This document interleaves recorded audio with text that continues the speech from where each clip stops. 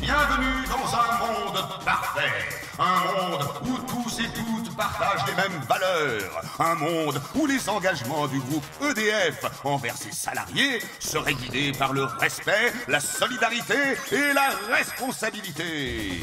Entrez, entrez, venez voir les extraordinaires mécanismes de la charte éthique. Une manipulation pour endormir votre méfiance? Mais non, c'est magique. Un éloignement des luttes du passé et des acquis sociaux?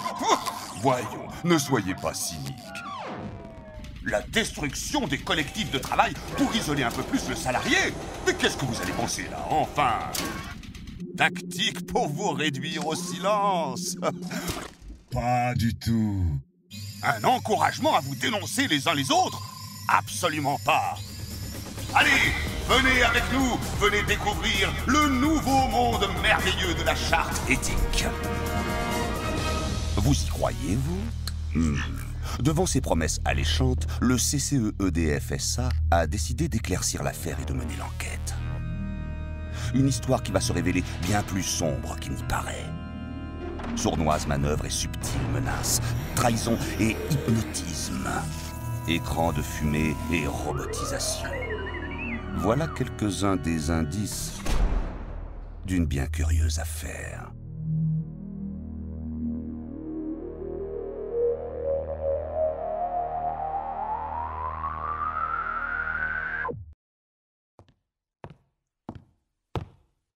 Début des années 2000. Un nouveau personnage fait son apparition dans le monde de l'entreprise. Nom, éthique. Signalement, rapide réponse aux dérives folles et aux scandales de l'ultralibéralisme. Père, gazier américain, Enron. Spéculation, fraude et faillite. Mère, crise financière et économique. Sœur, loi française de sécurité financière de 2003 pour une meilleure gouvernance. Cousin, principe édicté par l'Union européenne, l'OCDE et l'ONU. Sa raison d'être, moraliser les grandes entreprises et éviter que leurs dirigeants ne s'amusent avec les capitaux. Son arme préférée, le dispositif d'alerte qui permet à tout salarié de dénoncer anonymement les malversations financières et comptables dont il serait le témoin. Sur le principe, voilà un bien séduisant personnage. Dans les faits, on le soupçonne fortement de ne pas s'embarrasser de choses aussi triviales que la protection des droits fondamentaux du salarié sur son lieu de travail ou les libertés publiques. Car sa tactique préférée est d'avancer masqué sous couvert de moralité. Dans le groupe EDF, le sournois personnage est arrivé il y a peu sous la forme d'une charte éthique.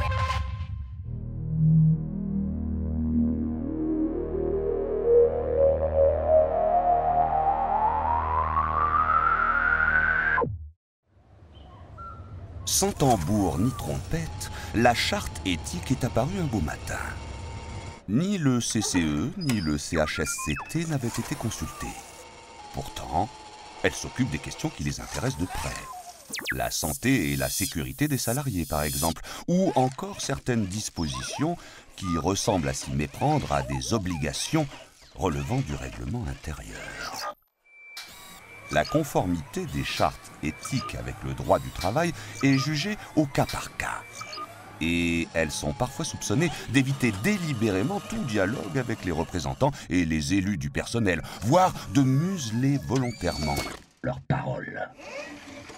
La charte du groupe EDF en profite et s'engouffre dans la brèche. Elle manœuvre tortueusement pour imposer peu à peu ses dictates aux salariés. Sous prétexte de s'adapter à l'ensemble des pays du groupe, mais aussi de se moderniser, elle relègue le memento éthique aux oubliettes.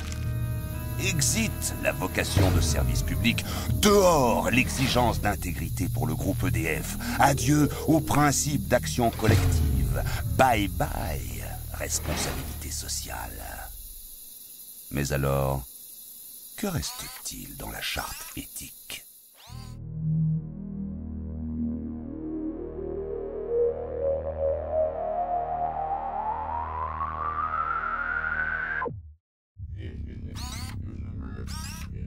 Que reste-t-il dans la charte éthique ? Quelques engagements du groupe, de beaux et nobles principes pour endormir votre méfiance. Une ou deux formulations tortueuses, voire un peu vicieuses. Et enfin, aliénation et mystification. Le code de bonne conduite du salarié, celui qui doit guider toutes vos actions au travail comme à l'extérieur. Voilà que la stratégie d'isolement du salarié se précise de plus en plus. Le groupe EDF s'engage. Oui, il s'engage surtout à se protéger lui-même. Il érige des barrières entre lui et les salariés, dégage clairement sa propre responsabilité de la leur. Le « nous ensemble » s'efface totalement et laisse la place aux salariés tout seuls. C'est la fin annoncée des collectifs de travail, la déstabilisation volontaire du salarié. Avec une centralisation accrue du management, les équipes d'encadrement se retrouvent dépossédées de leur pouvoir. Chaque jour, le salarié voit ses droits sociaux, acquis de haute lutte dans le passé, un peu plus grignotés, sournoisement rognés, insidieusement sapés. Tandis que lui se retrouve seul responsable, désemparé, seul face à ce mur de grands principes, à ce code de bonne conduite qui l'infantilise et l'isole toujours un peu plus. Le groupe EDF promet généreusement aux salariés de pouvoir agir avec éthique. Oui, mais de quelle éthique parlons-nous ici? Eh bien, tout simplement, de celle qui concerne le groupe. Bien sûr.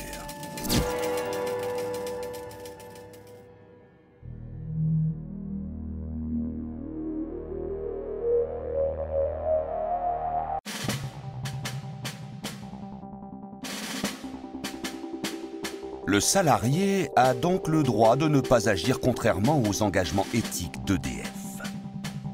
Autant dire qu'il a surtout le devoir de se comporter en bon soldat, à la merci d'une charte qui veut le transformer en délateur. Robotisation des salariés et responsabilité des individus. Menaces à peine voilées de procédures disciplinaires.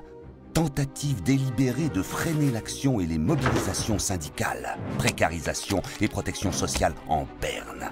Souffrance au travail et isolement. Mise en concurrence et rentabilité à n'importe quel prix. Vous sentez une atmosphère pesante s'installer? Une volonté de vous dresser les uns contre les autres, de vous mettre en concurrence, de faire exploser les solidarités?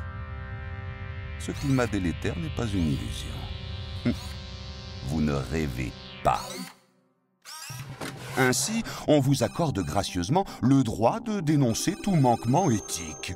Le système d'alerte prévu initialement pour dénoncer les malversations financières s'est insidieusement transformé. Désormais, hop, toute atteinte à la charte éthique sera susceptible d'être dénoncée. C'est le comportement même du salarié qui est visé. On vous encourage non pas à dénoncer les fraudes, mais à vous comporter en fidèle collaborateur de l'éthique. Mais qui pour dénoncer les manquements et les atteintes aux libertés dont la charte se rend coupable? Pas si grave, diriez-vous? Oh, mais vous n'avez pas encore tout vu.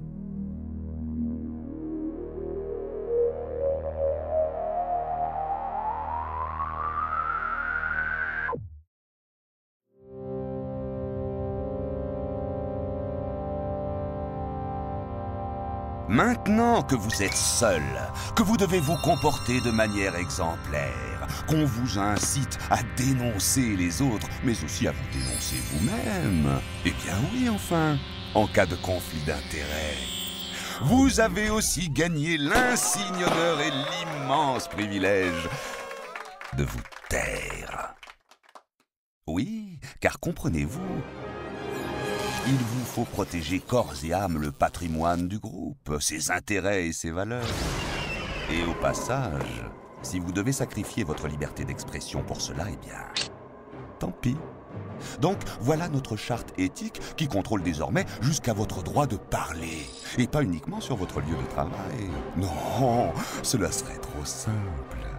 Sur les réseaux sociaux également, c'est-à-dire jusque dans votre sphère d'expression privée. Faut-il que le mépris de l'intelligence individuelle et collective des salariés soit si profond qu'on ne vous estime même pas capable de vous exprimer librement? Alors même que vous êtes les créateurs de richesse de cette entreprise. Que veut la charte éthique? Des salariés vertueux? Oui, peut-être. Mais elle vous veut surtout docile et silencieux.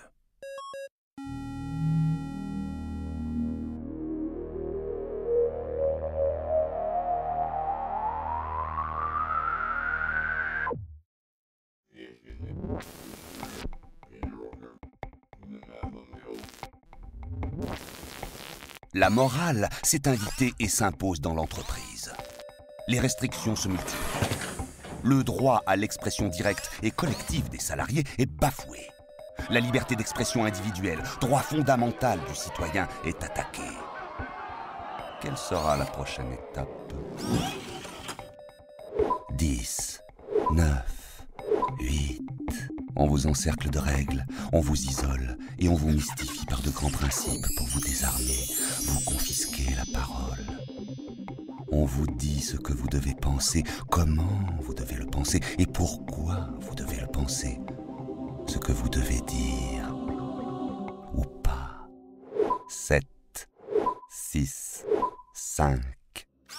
On change les pratiques sans cesse. Les réorganisations se succèdent, on vous impose des objectifs de plus en plus contraignants, en décalage avec les réalités du métier. Votre expérience et vos compétences sont ignorées. 4, 3, 2. La pression est un outil de gestion managériale. Vous en prenez l'habitude. Et 1. Allez! Devenez le garant d'une idéologie, celle de l'intérêt. Non pas l'intérêt de tous, mais celui du profit, celui des actionnaires. Allez, transformez-vous en allié inconditionnel de la direction, au détriment de vos propres droits. Ça y est, vous y êtes presque.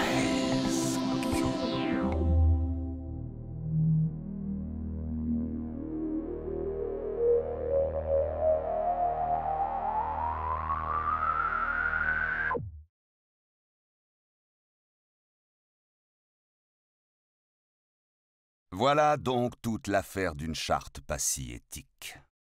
Pourtant, il est encore possible de combattre ces effets pernicieux. Notre histoire et les combats du passé nous l'ont appris. C'est en avançant ensemble, en présentant un front uni, que nous regagnerons du terrain. On veut nous éloigner de notre mission de service public? Réaffirmons-la avec force. Agissons pour le bien commun et l'intérêt général. On tente de nous diviser, déclarons fermement que nous sommes mobilisés, plus unis que jamais pour défendre nos droits, nos métiers, nos formations, notre santé et notre sécurité. On souhaite nous isoler? Soyons déterminés et solidaires. Défendons les garanties sociales des salariés et des travailleurs. On veut brider notre parole? Refusons de nous taire. Rappelons-nous que la liberté d'expression est un droit fondamental du citoyen. Et que cela ne date pas d'hier. Bref, soyons vigilants face aux manœuvres visant à déconstruire les collectifs de travail et la solidarité. Agissons ensemble. Et mettons plus que jamais la force du collectif au cœur de nos actions.